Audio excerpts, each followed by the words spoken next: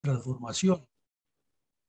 Hoy, 16 de agosto de 2022, cuando vamos a tratar un nuevo episodio del conflicto armado y de la violencia que nos afecta en Colombia, producto del terrorismo de las FARC y los grupos armados de filiación comunista contra Colombia. Y es la emisión 175 con la reconstrucción de lo que fue el asalto terrorista de las FARC al municipio de Carmen de Atrato durante el laxo y débil gobierno del presidente Andrés Pastrana. Este tema es esencial porque es un momento crítico para el país en el cual Estados Unidos tomó la decisión de meter la mano en el conflicto armado colombiano antes de que el país cayera en manos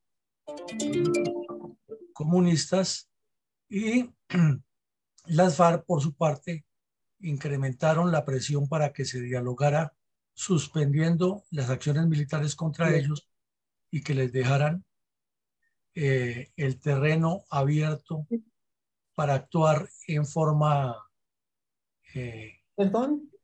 abierta en contra de la institucionalidad. Entonces, las cuadrillas 5, 34, 57 y 58 se dedicaron a destruir los municipios y a atacar a los pobladores civiles de la región noroccidental de Antioquia y de lo que se llama el Urabá antioqueño y el Urabá chocuano. Y en este caso, el municipio de Carmen de Atrato, muy cercano, ubicado más o menos al oriente y nororiente de Quibdó, capital del Chocó, fue el blanco de esta oleada terrorista. Adelante, mi coronel. A partir del nacimiento y ampliación del radio de acción de las primeras cuadrillas de las FARC, la zona de Urabá antioqueño y chocuano se convirtieron en importante puntal geopolítico y geoestratégico para los intereses de los dirigentes nacionales y regionales del Partido Comunista y los cabecillas de la FARC. En ese orden de ideas, ¿cuál es el impacto y cuál el rol estratégico del municipio de El Carmen de Atrato en el Chocó para proyecto narcoterrorista que para finales del siglo XX y comienzos del siglo XXI desarrollaban el Bloque Sur y el Comando Conjunto Central de las FARC en la zona? Pues lo decíamos en la introducción, en las cuadrillas 5, 34, 57 y 58 se la dedicaron a toda esta zona que estoy mostrando en el mapa de la derecha con el cursor. Toda esta zona fue de alguna manera blanco de algunas acciones criminales. La semana pasada vimos dos hechos en Dabeiba, que queda aquí.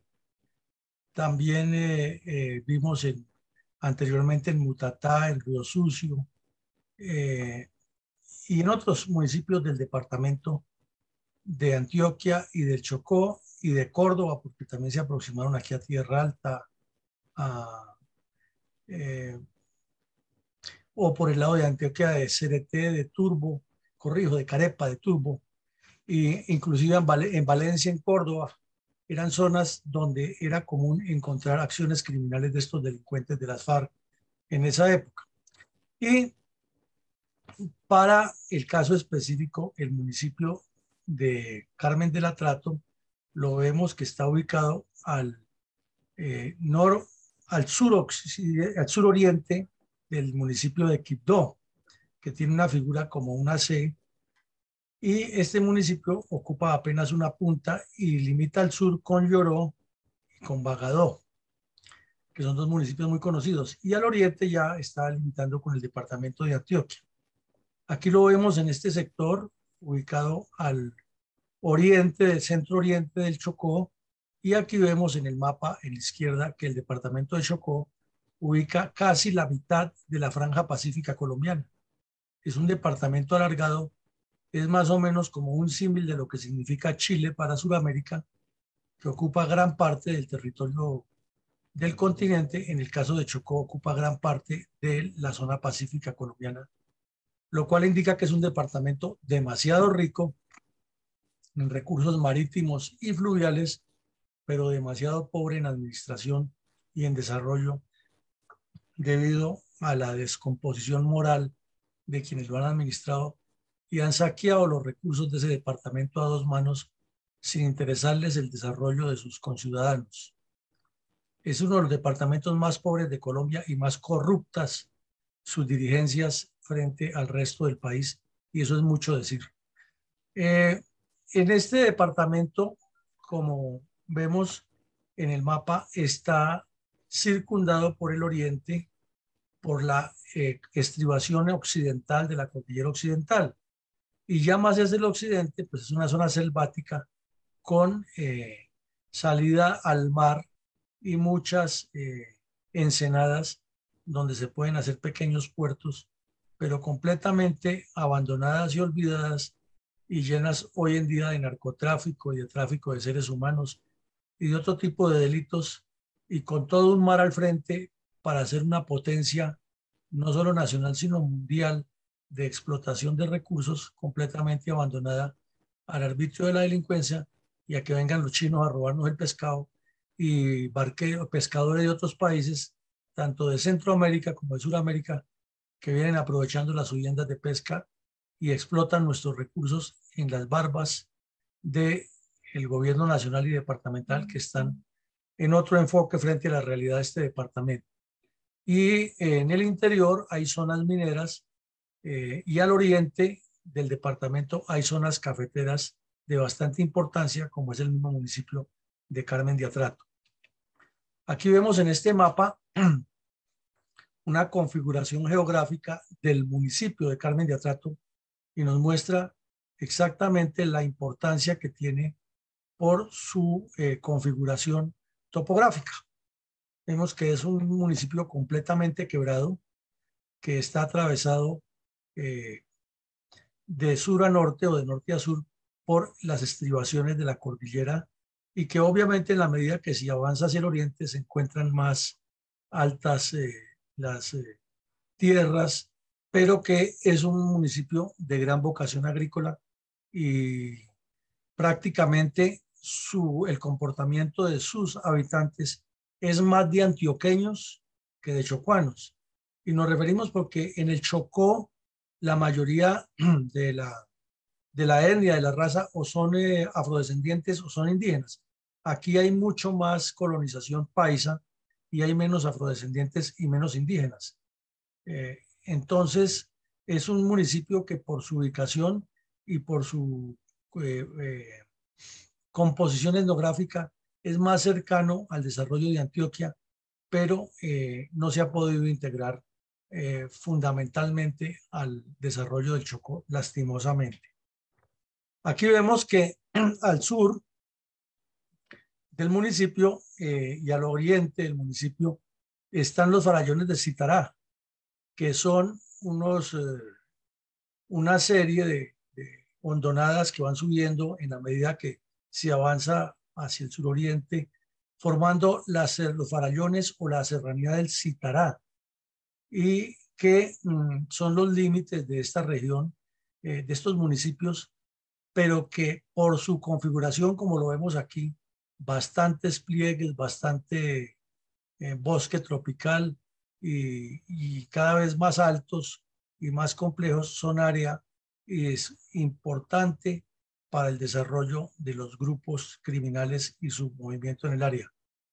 Como vemos, también ha sido zona ya afectada por la deforestación, y eso es otro de los fenómenos que van causando crisis ecológicas y en el ecosistema.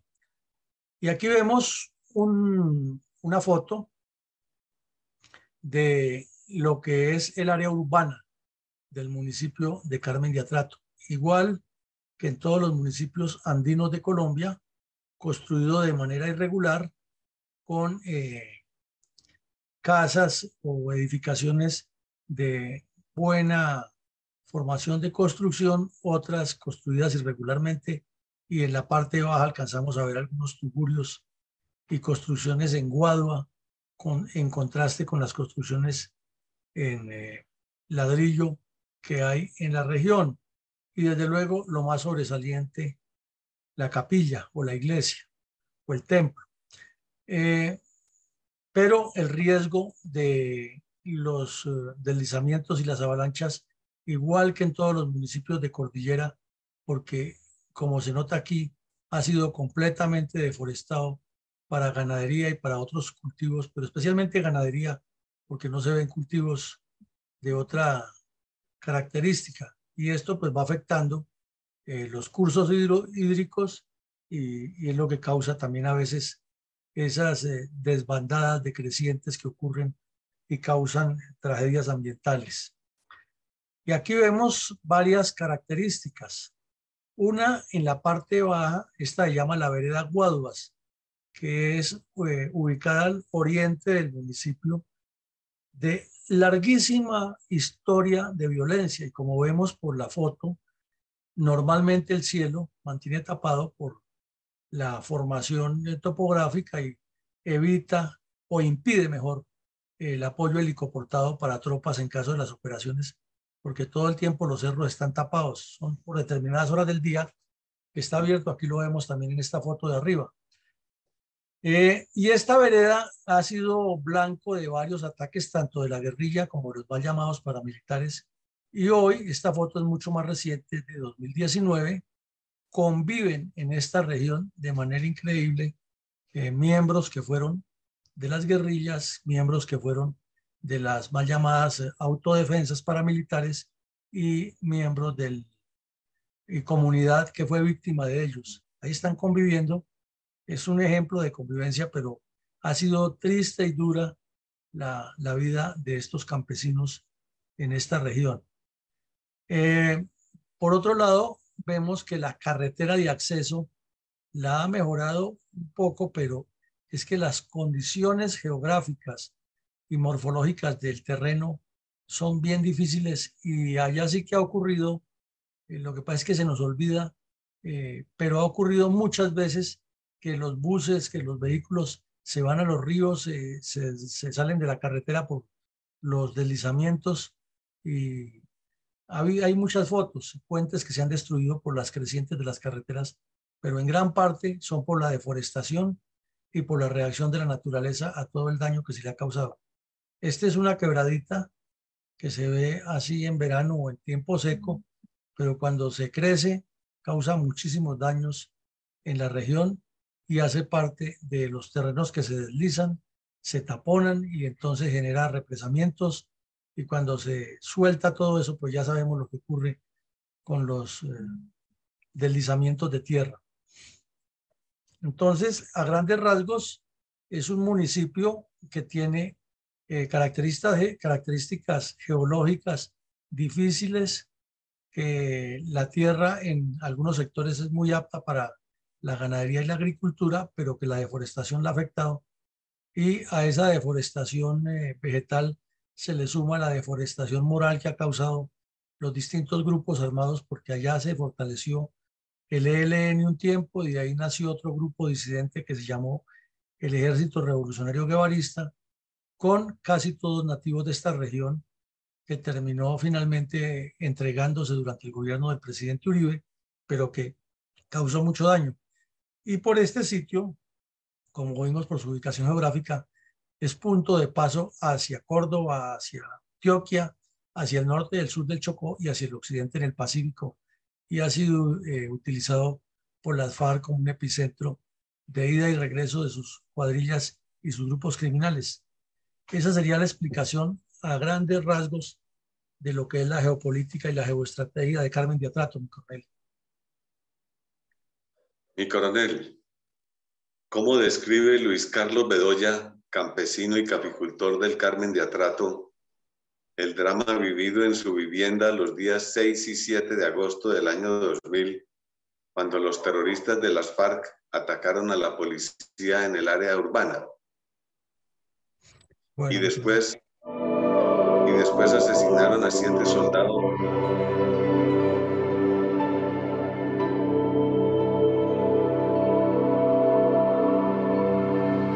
En el 2000 fue la toma guerrillera en el Carmen de Atrato. Era el 5 de agosto, más o menos a las 5:30 de la tarde. Oí 2 disparos. Salí a mirar a ver qué era y vi que bajaba una gente, una fila de gente de allá de aquel cañón de arriba, del río arriba. Y entonces me dijo la señora, dijo ya no, eso es el ejército. Y yo no, boba, esa es la guerrilla que se metió al pueblo. Y al momentico, otros 2 o 3 disparos de allá, por aquel lado de allá de Santa Teresa. Entonces le dije, mija, aliste esa comidita ligerito y esa agüita para lavarnos que nos vamos a encerrar ya porque esto está jodido. Y ya sirvió esa comidita ligerito, ligerito, los frijolitos que el campesino siempre come por los regulares frijoles. Dele, ligerito. Y nos encerramos. Pues a las 7 de la noche, mono, empieza el calvario. Pero plomo venteado, plomo. En ella venía el helicóptero dando la vuelta allá. Salimos aquí a mirar el helicóptero. Hombre, y levantó la cola y largó una ráfaga. Ahí cayeron donde están, las balas cayeron donde está ese herbalito de café. Cuando más al ratico, un avión. Volaban chispas aquí de arenas. Y estaba la pobre señora mía embarazada del último niño. Hombre, nos fuimos a meter bajo de una cama y levantábamos con el espinazo esa cama, hombre. No fuimos capaces de meternos por allá. Estos muchachos los metimos debajo de la cama y los arropamos con un colchón por encima, les pusimos un colchón por encima y unas cobijas. Hombre, pasamos una noche bastante atormentados. La casa cural quedó acabada. El comando de la policía quedó acabado también. Ese caserío al frente del comando quedó acabado. Ahí fue donde levantaron la caja agraria. Le tiraron bombas y todo, y ahí fue donde le acabaron la caja agraria. Y en la puerta de la iglesia, entre la iglesia, les tiraron una pipeta y mataron varios policías. Lo que le dije allá en la casa, que la señora estaba embarazada, era de este niño, cuando la toma.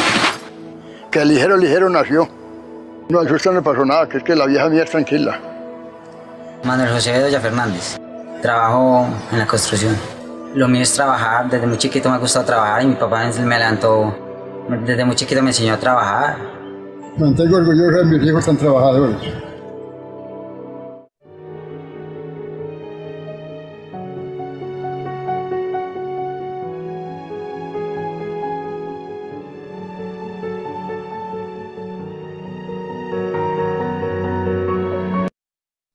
Entonces ahí vemos el testimonio de un campesino con su lenguaje y su comportamiento normal, su actitud de campesino, contando cómo los bandidos entraron y destruyeron completamente ese municipio, pero eso no es ni recordado por los colombianos ni tenido en cuenta por el señor de Ruc en su informe de la verdad, sino que le dan la vuelta y como veíamos o como los hemos visto en los medios de comunicación a estos bandidos, dándole la vuelta al asunto, diciendo que lo que tenemos es que hacer la paz y que pacificar los espíritus. O sea, olvídese de lo que yo cometí, que eso no es nada, y quedemos tranquilos y miremos para adelante y no responder por nada de lo que hicieron. Esto no tiene perdón de Dios y es gravísimo lo que estamos viendo, porque es el testimonio de una persona de escaso nivel cultural, de completa transparencia en lo que dice y de una actuación completamente diáfana en su exposición.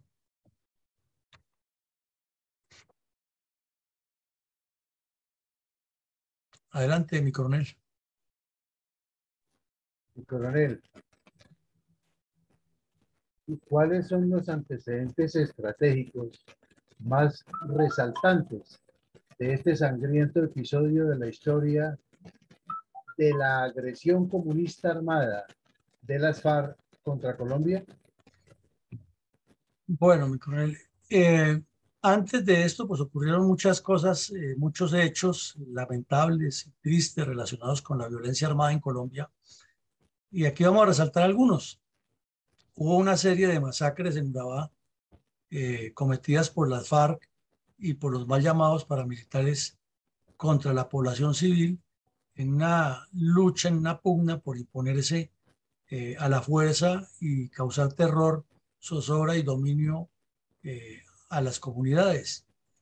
Y esas masacres se volvieron el pan nuestro de cada día en esa región urabeña, tanto del Chocó como de Antioquia, y se extendieron al centro oriente de Antioquia, como el caso específico de Carmen de Atrato, donde ocurrieron una cantidad de crímenes atroces de ambos bandos por imponer la ley de cada uno de sus cabecillas y controlar obviamente los recursos y asediar a los alcaldes para que les entregaran los dineros públicos que estaban destinados para la salud y la educación, se los entregaran a las cuadrillas de las FARC o de los mal llamados paramilitares.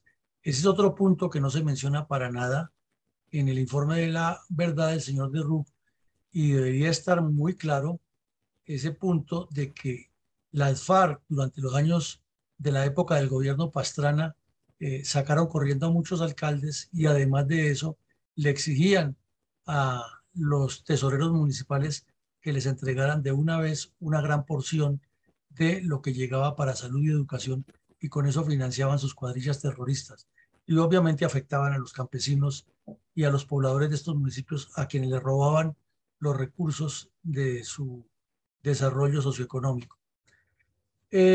También hubo varios asaltos terroristas a municipios tanto de Urabá como del centro de Antioquia y del resto del país, pero en esta zona parece que no se quedó un solo municipio o caserío o corregimiento sin ser blanco de los ataques terroristas de este bloque de las FARC, que era dirigido por Iván Márquez desde el Caguán, mientras hablaba de conversaciones, y por el tal Cucho Guzmán, que era el cabecilla principal de todas estas cuadrillas allá in situ. La presión que exteriorizaban estos delincuentes cada vez que asaltaban un municipio era que el gobierno tenía que conceder un cese bilateral de combates, de hostigamientos, de enfrentamientos, para que se negociara de tú a tú y se les dejara controlar la zona, así como estaban controlando el Caguán. Y si no es porque las fuerzas militares se opusieron, Pastrana hubiera dicho que sí. Él, con el afán que tenía que le dieran el premio Nobel de Paz, eso les entregaba lo que pidieran. Pero era tal la barbaridad de estos delincuentes, o la barbarie de estos delincuentes en diferentes partes del país, que las mismas fuerzas militares se le opusieron y le dijeron, no, aquí hay que combatirlos porque ya se les dio una zona en el Caguán, no se les puede entregar todo el país. Pero era lo que querían, y Pastrana hubiera cedido con tal de obtener su premio Nobel de Paz, además porque no vivía en Colombia. Pastrana la pasaba viajando por todo el mundo, buscando, haciendo contactos que lo vieran, que él estaba haciendo la paz, que él tenía la mejor voluntad y que la guerrilla no le cumplía, pero que él ponía la otra mejilla, y desesperado tras ese premio Nobel no le interesaba lo que pasaba en el país, o por lo menos no le exteriorizaba que estaba interesado. Mientras tanto, en el Caguán, lo vimos la semana pasada, hubo un pleno ampliado en el cual las FARC reunieron todas sus cabecillas, recompusieron la estrategia para presionar más al gobierno, que lo veían laxo, débil, y lo veían como la autopista amplia donde podían desarrollar todo lo que les faltaba para tomarse el poder. Y ya invitaron a todos los partidos comunistas, y en una de sus conclusiones dicen que van a trabajar ya de manera directa con los partidos comunistas de todo el continente y de otras partes del mundo, y que las FARC se encargan de financiar la traída de todos esos personajes a Colombia, y que Raúl Reyes y Joaquín Gómez son los encargados de las coordinaciones con ellos, y pues desde luego los que estén bajo la dirección de este par de delincuentes, o sea, Fabián Ramírez, el Mocho César, Oliver Solarte, todos los que integraban esas cuadrillas que los dos cabecillas generales dirigían en el sur del país, quedarían encargados de la coordinación con estos partidos. Por eso, unos 6, 7 años después, es que cuando cae Raúl Reyes se comprobó, e inclusive ahí estaban en el campamento varios terroristas chilenos y mexicanos y de otros países, ecuatorianos, que eran miembros de los partidos comunistas de esos países y se estaban entregando por orden de las FARC. Luego, o mejor, en esa época, el secuestro fue intenso en toda la región. No hubo cafetero, ganadero, finquero, comerciante, transportador de toda la región del noroccidente de Antioquia y del Urabá antioqueño y del Urabá chocuano que no fuera blanco de extorsiones o secuestros, y tampoco hubo un solo municipio de esa región que no fuera blanco del reclutamiento de niños menores de 14, 15 años para incorporarlos a las FARC y multiplicar su poder de combate. Y por eso siempre se resaltaba que en cada una de estas acciones criminales los medios o quien los fotografiaba o ellos mismos en las grabaciones que hacían se veía a mucho menor de edad, a veces con armas que parecían más grandes que ellos, atacando contra la población civil y contra la policía, o participando en emboscadas contra el ejército, o en combates directos, o cayendo en combate, sobre todo con los bombardeos de la Fuerza Aérea y los ametrallamientos del avión fantasma.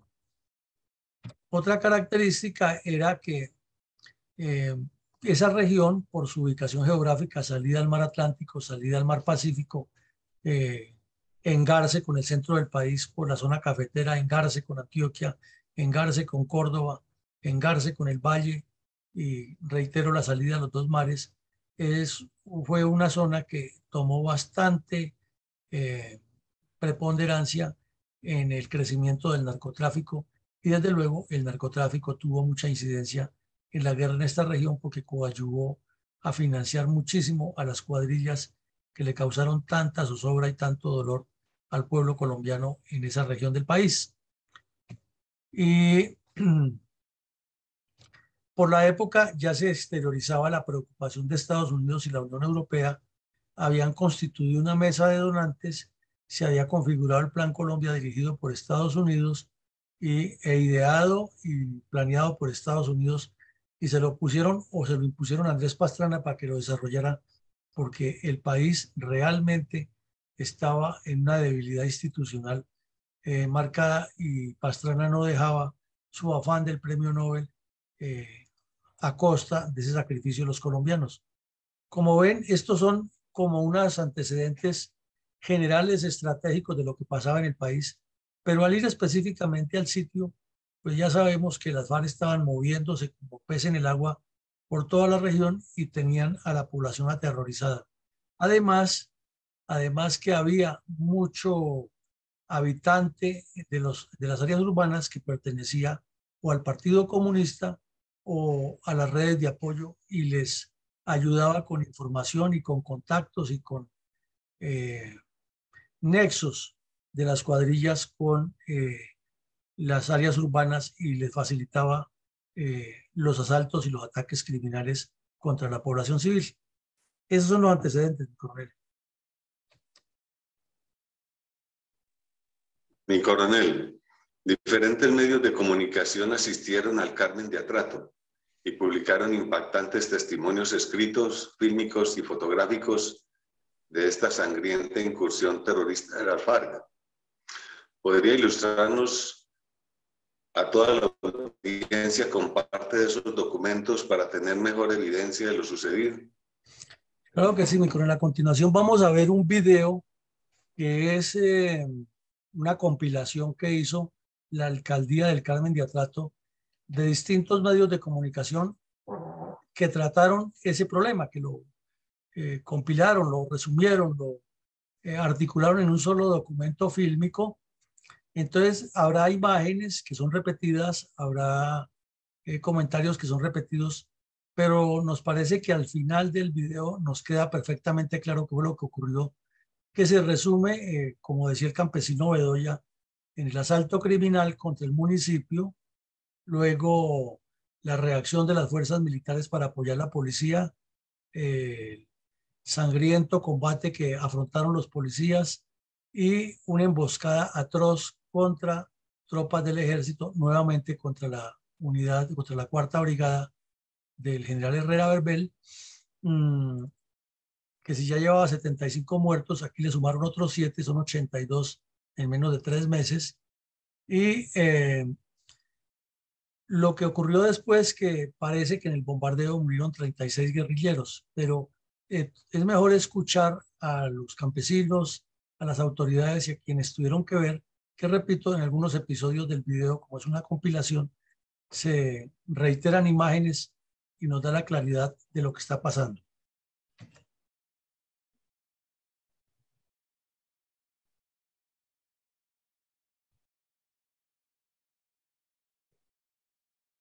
La violenta arremetida subversiva le costó también la vida a 2 desprevenidos habitantes del pueblo.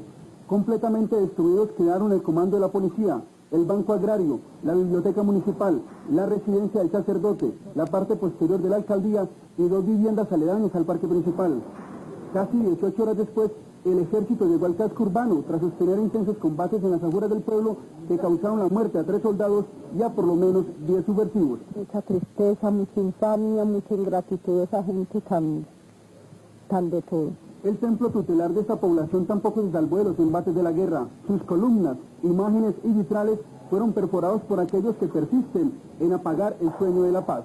Adicional al dolor y la incertidumbre que produjo la cruenta toma guerrillera, los carmeleños tendrán que asumir ahora otra realidad, la reconstrucción de su pueblo. Eduardo Bermúdez Pérez, NTC Noticias, El Carmen de Atrato, departamento del Chocó. En medio del dolor y la muerte se vivió un momento de intensa emoción cuando 13 policías que se creían secuestrados o muertos se reencontraron con sus familiares. Esta noche habrá que volver a contar la misma historia. La de otro pueblo que quedó hecho trizas por las balas, las granadas, la metralla y el arma de moda entre los colombianos, las aterradoras pipetas. Cuando está ahí unos primero dice que nos van a matar a todos. Y como ellos no le perdieron la vida a nadie porque hay un compañero arriba y lo mataron ahí. Menos mal, también hay que contar que otra vez sobrevivieron 13 agentes de policía, que lucharon contra 200 guerrilleros, que pelearon todo el día, que se quedaron sin un solo tiro entre la cartuchera, que botaron los uniformes y se vistieron de civil para eludir a la muerte, y que aparecieron llorando como niños, a pesar de haberse comportado como hombres. La guerra no hay felicitación. Solo el dolor no le permitió a este policía aceptar esa sincera felicitación. Acababa de perder a 4 de sus amigos en la casa cural.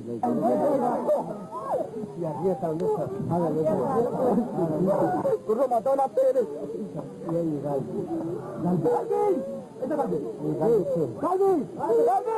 Y de puta central ahí, estamos encima del techo, marica, encima del techo. Como volver a nacer después de un ataque tan atroz donde lo sacan a uno con pipetas así de esa clase. Realmente no hay derecho, no hay derecho. Efectivamente es la misma historia, la de un combate de fusil contra cilindro, entre poquitos policías y muchos guerrilleros, con pueblo destruido, viudas y huérfanos, y un puñado de hombres que sobrevive gracias a un inusual valor que raya en la locura. ¿Cómo no? Si la guerra es cosa de demente. En Antioquia y Chocó. Destrucción total, la muerte de 2 civiles, hay otros civiles heridos. Nos asesinaron 3 agentes. Asimismo, el general Tobías Durán Quintanilla confirmó la permanencia de la institución en el casco urbano de esta población y rechazó el accionar violento de la guerrilla mientras habla de paz. Los combates continúan en la zona donde han muerto 8 soldados y por lo menos 36 guerrilleros, según se ha conocido extraoficialmente.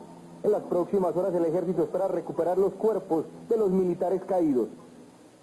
Y precisamente de Carmen de Atrato, hoy en el Día del Ejército, el comandante de esa institución denunció que los soldados fueron asesinados a machete por los guerrilleros de una forma salvaje y atroz. Inclusive sus cuerpos no han podido ser rescatados del área de combate. Los habitantes de Carmen de Atrato, Chocó, empezaron esta mañana a sepultar a los muertos, a atender a los heridos y a reconstruir su pueblo. En el irracional ataque guerrillero murieron 3 policías que se atrincheraron en la estación y 8 soldados que acudían como refuerzo, y quienes, según el comandante del ejército, fueron decapitados. Fueron ultrajados sus cuerpos por los bandidos. No es la primera vez que lo hacen. Además, 30 guerrilleros murieron en la reacción, bombardeo y ametrallamiento del avión Fantasma y los helicópteros de la Fuerza Aérea. Hay más de 30 guerrilleros que fueron...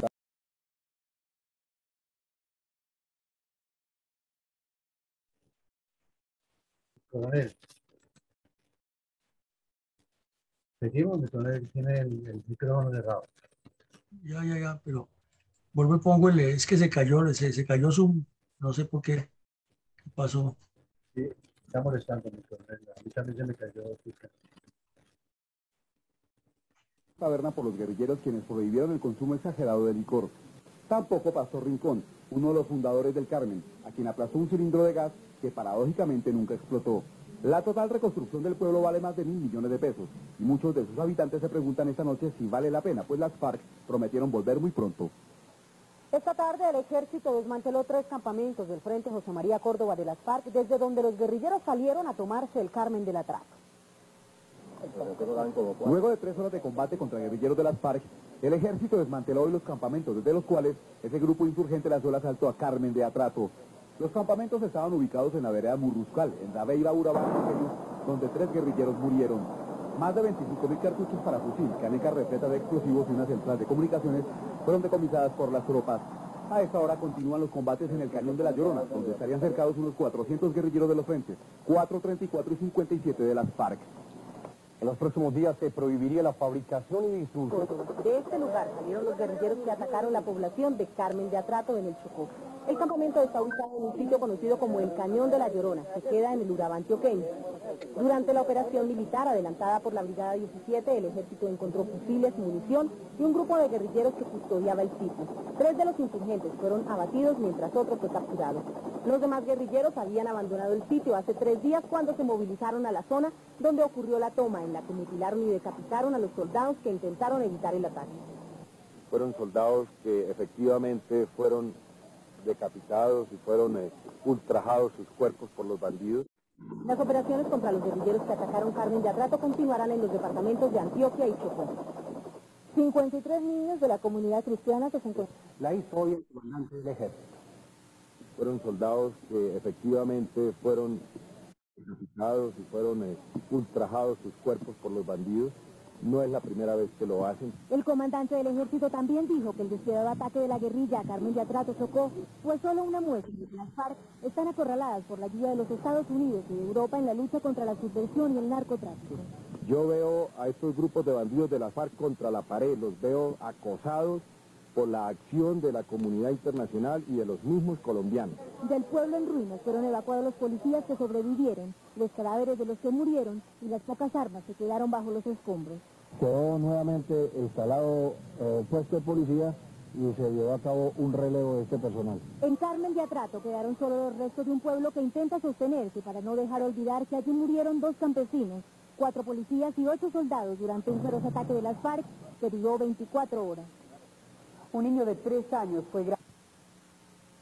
Ejército reporta 36 guerrilleros y 7 soldados muertos en combates posteriores a la toma. Documento secreto de las FARC revela la estrategia política y militar de ese grupo tras el proceso de paz. FARC aumentarán secuestros y cobro del impuesto a empresas.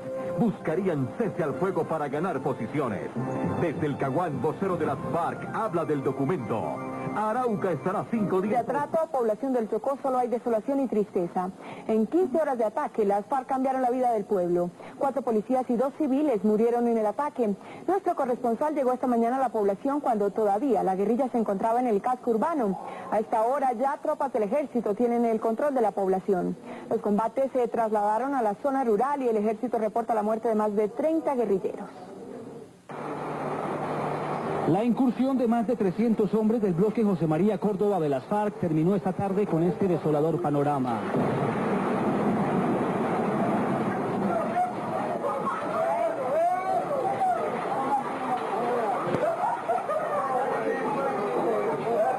Los 18 policías de la estación del Carmen resistieron el feroz ataque durante toda la noche y trataron de resguardarse en la casa cural del pueblo, pero hasta aquí llegaron las ráfagas y las bombas de las FARC. Inicialmente la población identificó a 4 policías muertos. Incursión tenía como objetivo sacar la policía de este lugar. 14 agentes sobrevivieron al ataque. Este civil identificado como Ferman Bolívar murió en medio del fuego cruzado. Desolador, muy horrible. Esta cuestión es una cosa que no nos ha tocado nunca acá. No hay ni qué decir. Estamos destruidos. Además del comando de policía y la casa cural, también fueron destruidos el banco agrario, la iglesia y varios negocios que fueron completamente saqueados por los subversivos. Es un sentimiento de angustia, dolor, impotencia, sin poder hacer nada frente a los hechos. Los fuertes combates en las afueras del pueblo dejaron por lo menos 36 guerrilleros muertos, según una interceptación radial conocida por el canal Caracol.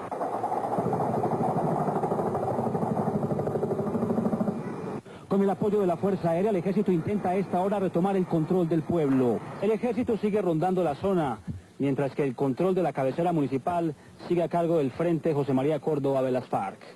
Desde el Carmen de Atrato, Fabián Montoya, Canal Caracol. Firmó 7 soldados en los enfrentamientos. Según las autoridades, los soldados murieron en combates posteriores a la toma del pueblo, en donde también habrían muerto más de 30 guerrilleros. A esta hora, las tropas de la primera división del ejército continúan en el casco urbano. En las inmediaciones de la población se mantienen los combates con la guerrilla de las FARC. El canal Caracol conoció un documento que revela la estrategia militar y política de las FARC, trazada en la última cumbre del grupo guerrillero. Allí queda claro que la posible búsqueda de un cese al fuego es solo una táctica para ganar nuevas posiciones en los centros urbanos. También anuncian a sus frentes que se ampliará el cobro del 10% a las empresas y el secuestro como método de financiación. Estos los apartes fundamentales del documento. En el documento, las FARC definen nuevas políticas de secuestro para financiarse. Plantean además ampliar el cobro del 10% como tributo para su actividad revolucionaria. Las FARC revelan que el cese al fuego es una estrategia para ganar posiciones fortaleciéndose políticamente, para obtener el reconocimiento de la fuerza beligerante. Dejan claro que si los diálogos fracasan, la responsabilidad deberá ser atribuida al Estado y no a la guerrilla. El documento de las FARC revela que hicieron una compra grande de armamento que se presume habría ingresado al país burlando todos los controles. Por primera vez, este grupo guerrillero reconoce el abuso de sus frentes con la población civil. Finalmente le aclaran a los partidos tradicionales que no podrán aspirar a las alcaldías en sus zonas de influencia. Es una muestra más de la debilidad de la guerrilla. El general condenó además vehementemente la forma como fueron asesinados a machete 7 militares que iban a apoyar a los agentes que defendían el municipio. El comandante del ejército, general Jorge Enrique Mora Rangel, condenó hoy el asesinato a machetazos de 4 soldados en combates que libraron con el Frente 34 de las FARC en Carmen de Atrato, Chocó. Los 8 soldados muertos que tenemos son soldados que murieron en diferentes sitios de los combates.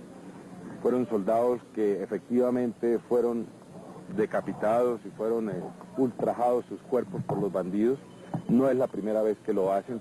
En el parte oficial, el comandante del ejército aseguró que otros 4 soldados murieron en combates y que más de 30 guerrilleros fueron dados de baja. El general Mora afirmó que estos ataques de las FARC son producto de la presión del ejército. Y que el país y la comunidad internacional cada día los han rechazado. Yo veo a estos grupos de bandidos de la FARC contra la pared, los veo acosados por la acción de la comunidad internacional y de los mismos colombianos. Hoy el ELN decretó un paro armado por 12 días en el nororiente antioqueño. Según los militares, las acciones de ese grupo guerrillero en las últimas horas obedecen a la presión militar que quieren demostrar en algunas zonas del país.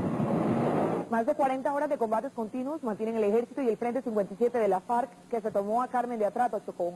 El ejército denunció que 7 soldados que hacían parte de un grupo de apoyo enviado a la zona fueron asesinados a machetazos por los subversivos. Aunque cesaron los disparos en la zona urbana del pueblo y ya no se escuchan las explosiones, los habitantes de Carmen de Atrato aún sienten temor de salir a la calle. Durante casi 24 horas su pequeño poblado fue blanco de las temibles pipetas de gas que devastaron el comando de policía, la iglesia y medio pueblo más. Solo cuando caía la tarde, los 13 policías que sobrevivieron al ataque pudieron salir de las casas cercanas al cuartel, donde encontraron refugio. En la llamada lista faltaban 11 de sus compañeros. 4 murieron y 5 están heridos. ¡Lo mató la Pérez! Los uniformados abatidos habían buscado refugio en la casa cural. Allí fueron asesinados ya sin municiones por los guerrilleros. Mientras tanto, el pueblo intentaba ocultar en sus casas a los demás uniformados. Y como ellos no le perdonan la vida a nadie, porque había un compañero arriba y lo mataron ahí. Lo mataron y se podía salvar, pero lo mataron. Antes de salir del pueblo, los insurgentes recorrieron sus desoladas calles e incluso obligaron al dueño de uno de los almacenes a venderle ropa nueva y provisiones. Me obligaron a abrir, yo abrí, con ese miedo tan horrible, ¿quién no abre? Según el ejército, uno de los comandos de apoyo enviado a la población fue emboscado por la avanzada de los guerrilleros cerca a Carmen de Atrato. Los insurgentes asesinaron a machetazos a 7 soldados. Los cuerpos de los uniformados aún no han sido recuperados. La oprimida región del Chocó ha sido blanco de por lo menos 10 tomas guerrilleras en los últimos meses. Sus pequeños poblados han sumado a la difícil situación económica la devastación dejada por las FARC y el ELN. Lo que hoy sucede con el Carmen de Atrato es la réplica de lo que sucedió con Capurganá, con Juradó, con Bagadó. La tragedia de Carmen de Atrato completa más de 40 horas de enfrentamientos armados. Los combates habrían dejado 36 guerrilleros muertos, pero como en muchos otros casos, sus cuerpos no aparecen. Más de 1000 destacados.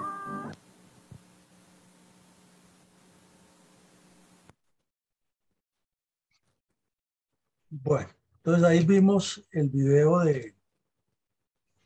de la compilación que hacen distintos medios de comunicación allí respecto a lo ocurrido, y resaltan varias cosas, pues que, como lo decíamos, ocurre el asalto sorpresivo al municipio, asesinan a unos pobladores y a unos agentes, y el combate se prolonga, van causando daños, viene la Fuerza Aérea y el Ejército a apoyar. En los combates sucesivos mueren unos guerrilleros y también caen unos soldados heridos y son rematados a machetazos y los decapitan a 7 de los soldados muertos. Eso fue un hecho aterrador que debería ser resaltado en todos los informes de el conflicto o de la historia del conflicto, pero el señor de Ruch olímpicamente los olvidó. Y eso que en esa región, el padre Giraldo, que es muy amigo de Ruch, tiene una influencia grande y conoce en detalle lo que pasa y lo que ha pasado alrededor de los grupos ilegales armados que se han desarrollado en esa región. De igual manera vimos en el video algo muy importante que los periodistas lo resaltaron, pero no tanto, y es la decisión del pleno ampliado que hicieron en el Caguán, que lo mencionábamos al comienzo del conversatorio. Mientras unos encargados de los comités temáticos como Mariana Pérez, como Felipe Rincón, que ya vimos aquí cuál fue el final de esos dos criminales, engolosinaban a la prensa y a un poco de gente que invitaban a los comités temáticos. A pocos kilómetros de allí estaban reunidos Timochenko, el Mono Jojoy, Márquez, Tiro Fijo, los demás cabecillas, planeando cómo continuar la estrategia, y se han reunido hasta con terroristas internacionales. Ahí estuvo Narciso Isacón de República Dominicana, hubo chilenos, argentinos, bolivianos, de la etnia Aymara, representantes de Lula de Brasil, todos reunidos ahí planeando cómo hacerle más daños a Colombia. Y al final de ese ejercicio produjeron un documento que fue encontrado en Urabá. A los bandidos muertos allá les encontraron ese documento bastante comprometedor, en el cual estaba escrita la famosa Ley 002, que era la que decía, según las FARC, que quien tuviera un patrimonio superior a $1 millón o a 1.000 millones de pesos de la época, inmediatamente tendría que pagarles a ellos una cuota extorsiva, ya que si le pagaba impuestos al Estado, tenía que pagarle impuestos a ellos. Eso lo decía, y también decía cómo seguir haciendo las extorsiones a las empresas y otras instrucciones para el crecimiento de las FARC. Ese documento era muy importante en el momento y lo es para la historia del conflicto, pero lo grave es que mientras el señor Pastrana seguía cediéndoles todo lo que pedían, se demostraba una vez más que ellos estaban avanzando hacia la toma del poder. Y lo dijeron de frente a los medios de comunicación, porque allá tenían prensa de todas partes del mundo. En una rueda del Tornillo Lozada dijo: no, es que nosotros lo que queremos es que nos entreguen el poder, no queremos otra cosa distinta. Y sin embargo Pastrana seguía con su estulticia, negociando dizque la paz, pero obviamente lo que quería era que le dieran su premio Nobel. Entonces esos son como los resúmenes más claros de ese video, que es impactante y que no se puede olvidar en la historia. Adelante, mi coronel. Coronel, ¿cuáles son los resultados tangibles de los luctuosos sucesos relacionados con este criminal ataque de las FARC contra los pobladores de El Carmen de Atrato? Bueno, ahí vemos que en primera medida murieron 4 agentes de la policía que fueron asesinados, como lo relató uno de sus compañeros, en medio del combate, la destrucción que fueron causando, pues tuvieron que irse refugiando donde los escombros les permitían para protegerse de los disparos de fusil y de los cilindros de gas que le lanzaban y los disparos de ametralladora y de mortero y bueno, y además porque la guerrilla utilizaba en esa época llevar unos bidones con gasolina y una motobomba con una manguera larga y la utilizaban a manera de lanzallamas. Y entonces prendían la motobomba y alargaban la manguera hacia el cuartel y le prendían fuego. Entonces, en la medida que la motobomba iba arrojando combustible, lanzaba lenguas de fuego y quemaba vivo al que cogiera o incendiaba la instalación que fuera. Esa era la presión que utilizaban para sacarlos de los sitios donde estaban guarneciéndose de los disparos. 7 soldados decapitados, que los vimos ahí, la pérdida de una importante cantidad de armamento, tanto de la policía como de los soldados. 36 terroristas muertos por efectos de los combates y de los bombardeos. 2 civiles asesinados, 4 civiles heridos, como dijo el general Tobías Durán Quintanilla. Un incremento del caos, el terror y la zozobra, y ahí vimos al gobernador diciendo que le han hecho a los otros municipios, pero repetimos una vez más, estos hechos se suscitaron y suceden en esa región es porque la dirigencia política del Chocó es absolutamente corrupta y crónicamente corrupta. Entonces allá, como dicen coloquialmente, se roban hasta un hueco. Entonces, con esa dirigencia tan descompuesta, es que ese departamento se ha mantenido en el atraso y en la miseria y ha sido caldo de cultivo para que los grupos criminales crezcan y se fortalezcan, además de su ubicación geográfica que les permite moverse hacia los 4 puntos cardinales con éxito para sus intereses geoestratégicos. Y esto demostró que durante el gobierno del señor Pastrana, las FARC ejercían cogobierno del terror en una parte del país, el ELN en otra y los mal llamados paramilitares en otra. Entonces era una descomposición total, una ausencia de gobierno. Por eso en nuestro libro La silla vacía insistimos que no fue la silla que le dejó tiro fijo vacía a Pastrana en el Caguán la que estaba desocupada, era la silla presidencial que nunca tuvo un capitán de timonel de ese barco. Esa es la realidad y eso era lo que ocurría y este es el resultado de un asalto que es uno más de los muchos que cometieron las FARC contra los colombianos durante la vergonzosa época del Caguán.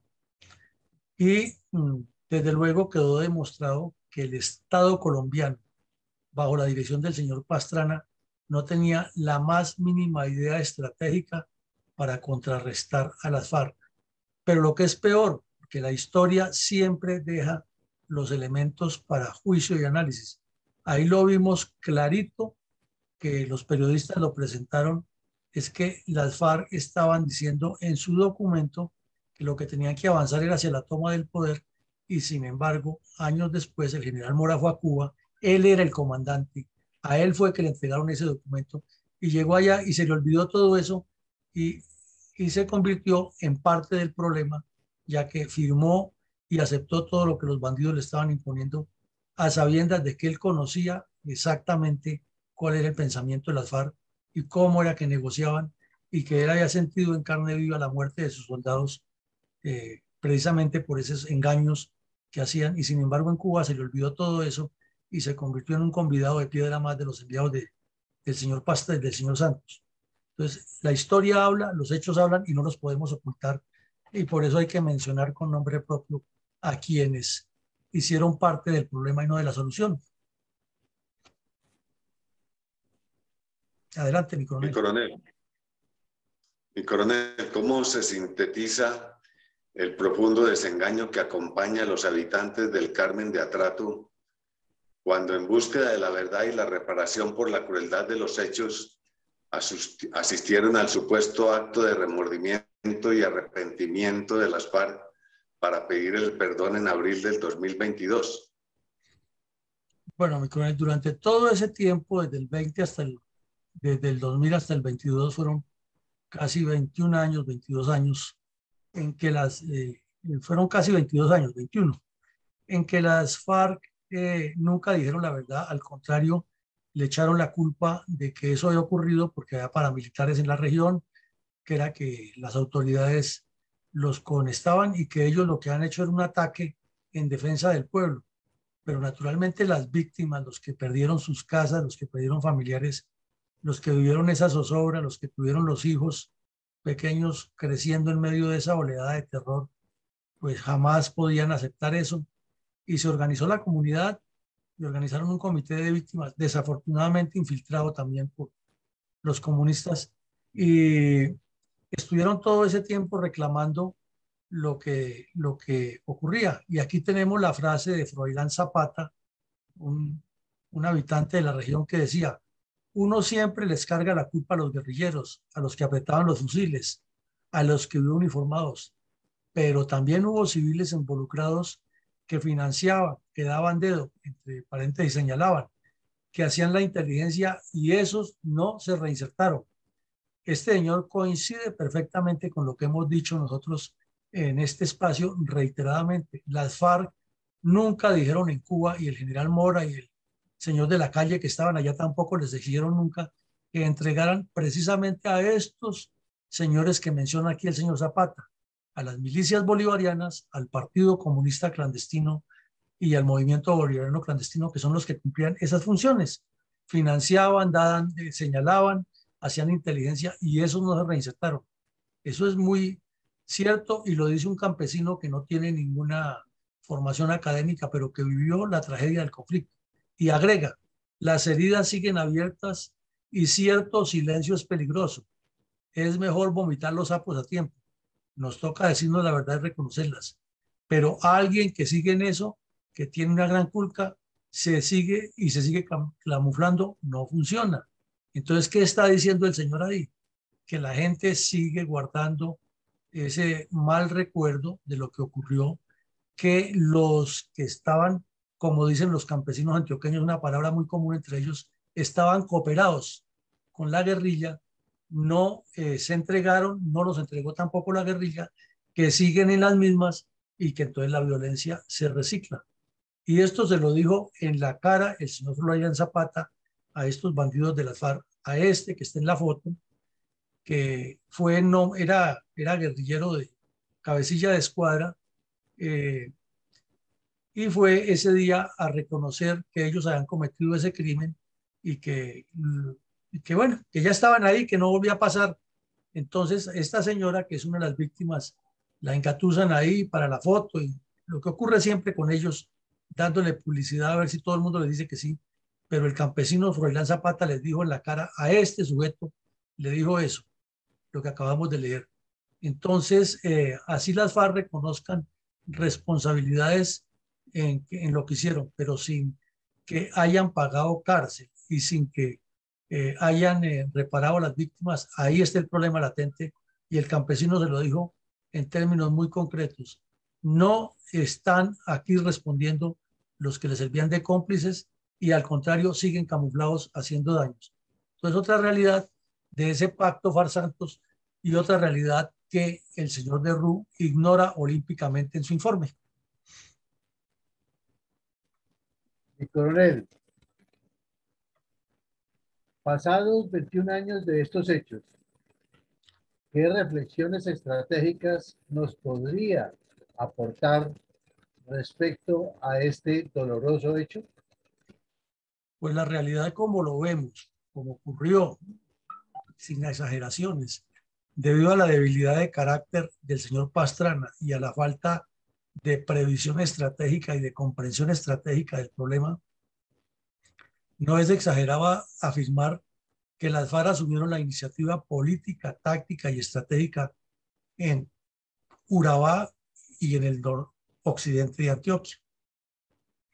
Porque ahí vemos, en esta semana anterior vimos 2 casos en que asaltan a Dabeiba, asesinan 75 militares en los 2 asaltos, y luego viene este otro caso 2 o 3 meses después, y vuelven y asesinan a 7 soldados, a 4 policías y a 2 civiles, asaltan un nuevo municipio, y lo escuchamos de labios del gobernador que todos los municipios de esa región ya han sido asaltados por las FARC.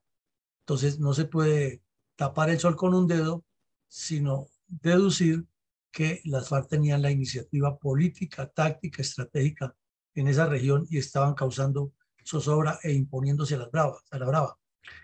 Otra reflexión que lo hemos mencionado a lo largo del conversatorio, pero toca puntualizar y volver a puntualizar, es que la zona de distensión fue una absoluta vagabundería, fue una falta de respeto con los colombianos y fue el producto de la debilidad de carácter del señor Pastrana, que le cedió 5 municipios y se dedicó a viajar por el mundo buscando su premio Nobel de Paz, y les permitió que hicieran lo que quisieran. Y prueba de ello es que hicieron un pleno de cabecillas donde se reunieron todos los cabecillas de las FARC a nivel nacional. En la misma zona trajeron comunistas internacionales, hicieron un carnaval completo a pocos kilómetros de donde otro grupo de cabecillas manipuladores tenían reunida a la gente hablándoles de los comités temáticos, y todo andaba de maravillas, y al mismo tiempo las cuadrillas en las regiones estaban secuestrando, y muchos de los secuestrados terminaban escondidos en la zona de distensión donde no los podían buscar.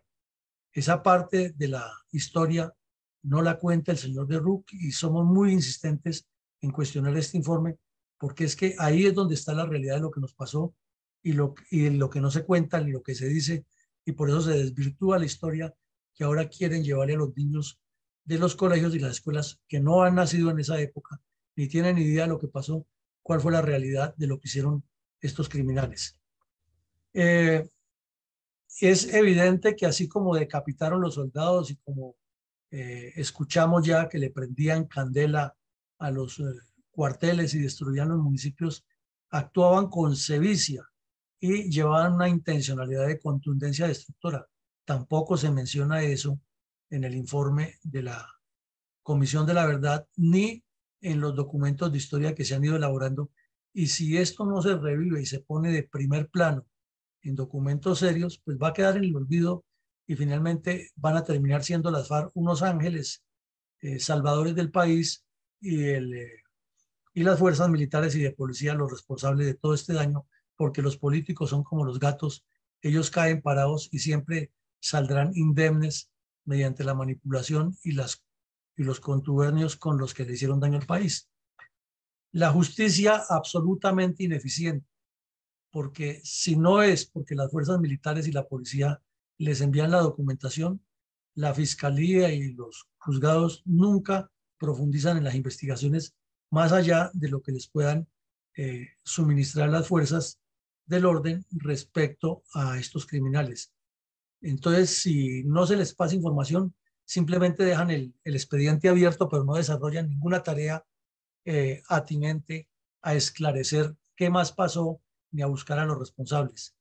Y fuera de eso, ocurrió en el periodo del señor Montealegre, dedicado a desmantelar los equipos técnicos de inteligencia de las fuerzas militares, porque estaban dedicados a investigar lo que sucedía supuestamente con los negociantes o los negociadores de la paz en Cuba.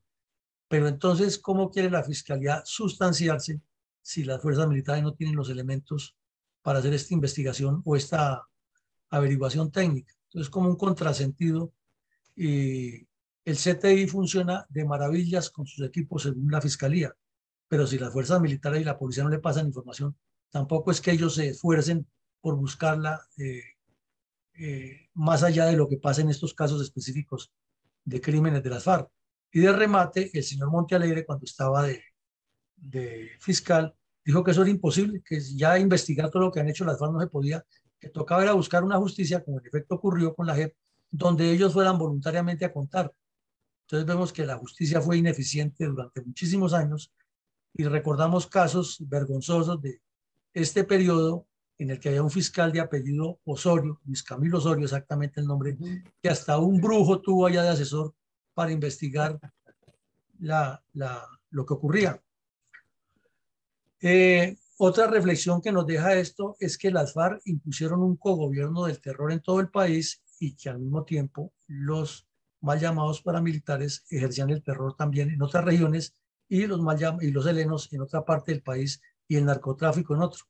Entonces, un país completamente sectorizado en manos de los criminales y unas fuerzas militares mal dirigidas desde el nivel político estratégico por parte del señor Pastrana, que andaba en otro rumbo sin el apoyo de una justicia eficiente, con gobernantes regionales corruptos y con la guerrilla y los paramilitares robándose, por las autodefensas, mal llamados paramilitares, robando de los recursos de los municipios. Ese era el país que terminaba el siglo XX y comenzaba el XXI en Colombia, y si no es porque el señor Álvaro Uribe subió al poder y le pone un poco de orden a eso, aquí estaríamos peor que Venezuela o que Cuba. Una ausencia total de plan estratégico. Hay como un micrófono prendido. Una ausencia total de plan estratégico del Estado frente al plan estratégico de la guerrilla, y los resultados los vemos en la cantidad de asaltos a poblados y el terror que imponían todos estos grupos contra el país. Y finalmente, este aspecto que ya lo hemos mencionado, pero es necesario reiterarlo: las FARC, el ELN, los mal llamados paramilitares, reunían los alcaldes y los concejales, les ponían cuotas, los amenazaban de muerte si no entregaban, y no fue uno, sino fueron varios, muchos, los alcaldes que tuvieron que ir a ejercer su función a la distancia desde las capitales y protegidos por las instituciones militares y policiales. Muchos de esos terminaron viviendo en cuarteles para estar más seguros, y varios puestos de policía fueron levantados porque era insuficiente su capacidad para contrarrestar una toma guerrillera. Entonces el país estaba en franca descomposición, y no se equivocaba la revista Time cuando decía que Colombia se iba a balcanizar. Pero afortunadamente hubo un cambio de tercio, y la decisión de Estados Unidos de hacer el Plan Colombia, no de Pastrana, de Estados Unidos de hacer el Plan Colombia y de apoyar una serie de actividades que le dieron el vuelco a esto, lograron que Colombia no hubiera caído en las garras del socialismo, pero desafortunadamente ahora en las urnas lo lograron y avanzan nuevamente hacia todo lo que querían lograr por la fuerza. Estas son las reflexiones de este tema, y le damos el paso a mi coronel González, que hoy, como siempre, debe tener unas excelentes conclusiones y puntos de análisis al respecto. Adelante, mi coronel. Gracias, mi coronel. Espero que no falle la señal, que está muy intermitente. Con este acto de barbarie, las FARC llegaron al límite de la crueldad, hasta el punto que hizo retractar a sus cabecillas, porque se inició el decaimiento de su terrorismo y tuvieron que aceptar que el pueblo los estaba rechazando totalmente, como lo manifestó en una gigantesca manifestación de varios millones de personas en un solo día, años después. Los efectos de este crimen fueron contrarios a los pretendidos, porque sus resultados pusieron en su contra a la población colombiana. Pero, sin embargo, han tenido el cinismo de decir que, como justificación, que la culpa de esos crímenes es el gobierno, cuando todos estos testimonios visuales y auditivos y de las personas que sufrieron sus efectos dejan claro para la eternidad quiénes fueron los causantes de esos hechos. Por esta razón es que el pueblo colombiano no son merecedores del perdón del pueblo colombiano que están pidiendo hoy en día. El bandolerismo no merece que se le dé clemencia. Es indispensable que el pueblo colombiano jamás olvide su historia, para que se sepa todo el tiempo quiénes son los verdaderos culpables, como se están haciendo precisamente con estos programas. Es un terrorismo que ha mortificado y ha hecho sufrir al pueblo. Cuando atacan y destruyen a los municipios, lo cual es un terrible engaño, diciendo que cuidan al pueblo, pero al mismo tiempo lo destruyen. Y como dijo Froilán, si no nos decimos la verdad, el problema continúa. Por eso es que el mencionado informe de la verdad no está contribuyendo a la paz, porque por interesada omisión oculta la verdad. Y como usted lo ha dicho, no habrá paz mientras continúe la trampa. Muchas gracias, mi coronel. Bueno, mi coronel Alarcón, si usted tiene algún comentario. ¿Cómo no, mi coronel? Efectivamente tengo los aportes de Facebook de mi general Vázquez, quien nos saluda atentamente en el día de hoy. Eduardo Patiño dice que Pastrana dilató mucho la prolongación de la zona de despeje. Hasta el año 2002 la dieron por terminada.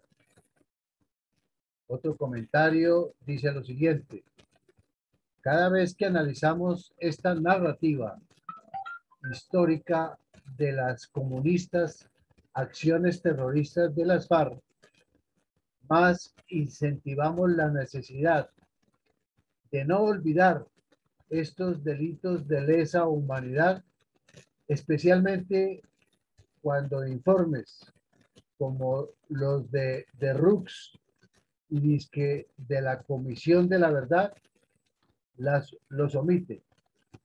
Hoy, por respeto y en memoria de su ofrenda de vida, debemos recordarles en sentido tributo y agradecimiento. Descansen en paz. Muchas gracias, mi coronel.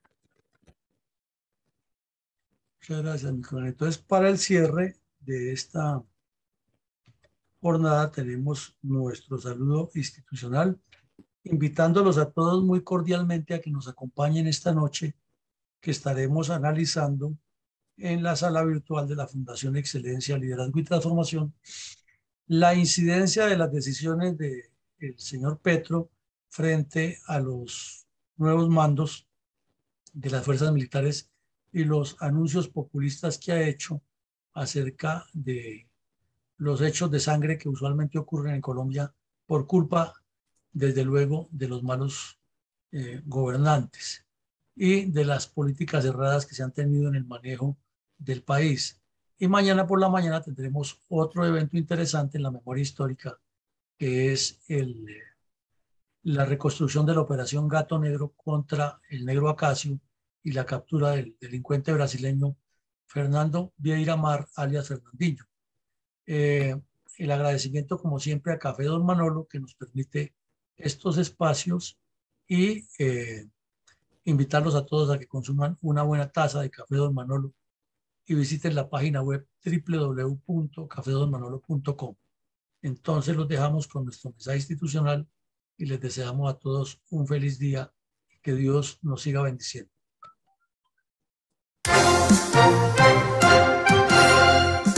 Invitado nuevamente para que todos los días, de lunes a sábado, de 7:30 a 9 de la mañana, se conecte a las redes sociales de la Fundación Excelencia, Liderazgo y Transformación, a escuchar en la voz de sus protagonistas la verdadera memoria histórica de la violencia desatada durante varias décadas por las guerrillas izquierdistas contra Colombia. Lo esperamos en nuestra próxima emisión.